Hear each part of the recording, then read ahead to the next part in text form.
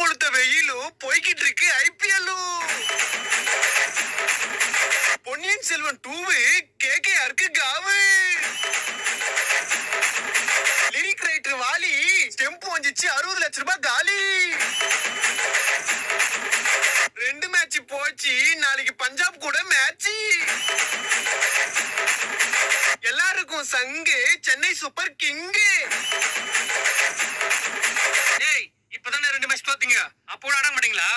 ஓட்ட வட முறுக்கு பால போய் பொறுக்கு.